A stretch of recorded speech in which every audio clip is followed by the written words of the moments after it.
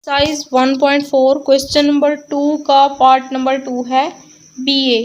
इसका मतलब है कि हमने B matrix and A matrix को आपस में मल्टीप्लाई करना है। बी ए का मतलब है कि पहले बी मैट्रिक्स को लिखेंगे और फिर ए मैट्रिक्स को लिखेंगे, फिर दोनों को मल्टीप्लाई करेंगे। तो पहले ये देखें, ये बी मैट्रिक्स है और ये ए मैट्रिक्स है। तो इन दोनों को ऑर्डर को हमने पहले देखना है। ये देखें, इसमें एक कॉलम है और इसमें दो रोज हैं। क्योंकि हमने फर्स्ट मैट्रिक्स के कॉलम्स को एंड सेकंड मैट्रिक्स की रो को देखना होता है कि वो इक्वल हैं, तो हम उन्हें मल्टीप्लाई कर सकते हैं। क्योंकि इसमें तो एक कॉलम है, फर्स्ट मैट्रिक्स में एक कॉलम है एंड सेकंड मैट्रिक्स में 2 रोज हैं।